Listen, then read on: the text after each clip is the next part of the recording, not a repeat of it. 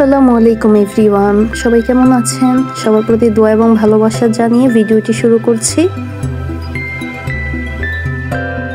মেহমানদের জন্য চিংড়ি মাছ রান্না করেছিলাম, তার ভিডিওই আপনাদের সাথে শেয়ার করছি।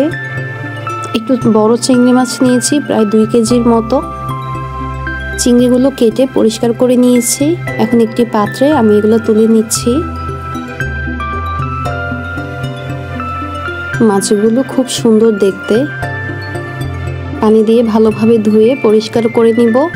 একটি একটি চিংড়ি মাছ করে ভালো করে পরিষ্কার করে নিয়েছি।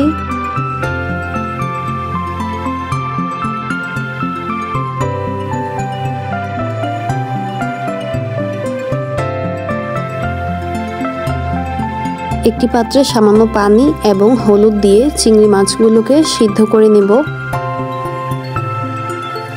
চিংড়ি মাছগুলো সিদ্ধ করা হয়ে গিয়েছে, এখন একটি পাত্রে তুলে নিব। একটি প্যানে সবগুলো চিংড়ি মাছ একে একে ভেজে নিব। চিংড়ি মাছগুলো আমি প্যানে দিয়ে দিয়েছি।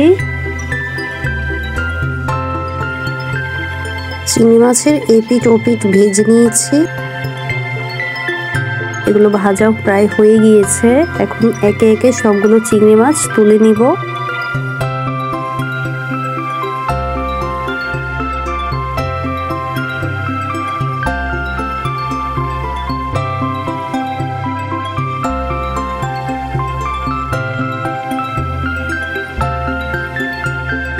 বাকি মাছগুলো আমি প্যানে দিয়ে দিয়েছি এবং নেড়ে চেড়ে ভেজে নিয়েছি। বিকেল বেলায় চিংড়ি মাছগুলো কাটা হয়েছিল, আর সন্ধ্যায় আমি চিংড়ি মাছগুলো ভেজে রেখেছিলাম। আগামীকাল সকালবেলা যেহেতু মেহমান আসবে, আমি সেই চিংড়ি মাছগুলো কেটে ভেজে এবং রান্না করা অনেক চ্যালেঞ্জিং হবে। মেহমান আসার আগের রাতেই আমি চিংড়ি মাছগুলোকে ভেজে নিয়েছি, আর পরের দিন সকালবেলা আমি সেই চিংড়ি মাছগুলোকে রান্নায় বসিয়েছি। চিংড়ি মাছগুলো যেই তেলে ভেজে নিয়েছিলাম সেই একই তেল দিয়ে আমি চিংড়ি মাছগুলো রান্না করব। তো পরের দিন সকালবেলায় আমি সেই তেলে চিংড়ি মাছ রান্না করার জন্য পেঁয়াজ কুচি দিয়েছি। পেঁয়াজগুলো ভাজা হয়ে এসেছে, এখন আমি এখানে আদা রসুন বাটা দিয়েছি, হলুদের গুঁড়ো দিয়েছি, পানি দিয়েছি সামান্য এবং মরিচের গুঁড়ো ও মাছের মশলা দিয়েছি। 2টি টমেটো কুচি করে দিয়েছি। নেড়ে চেড়ে মশলাগুলোকে কষিয়ে নিয়েছি।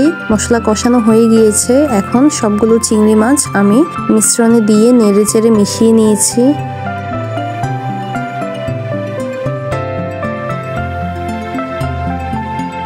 সামান্য পানি দিয়ে ঢাকনা দিয়ে দিয়েছি।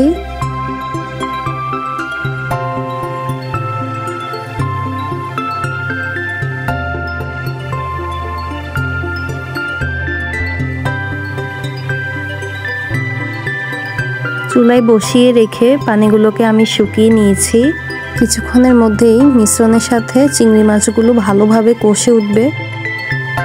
কিছুক্ষণ পর ঘি দিয়ে দিয়েছি সামান্য পরিমাণে। নেড়ে চেড়ে চিংড়ির সাথে ঘি মিশিয়ে নিয়েছি এবং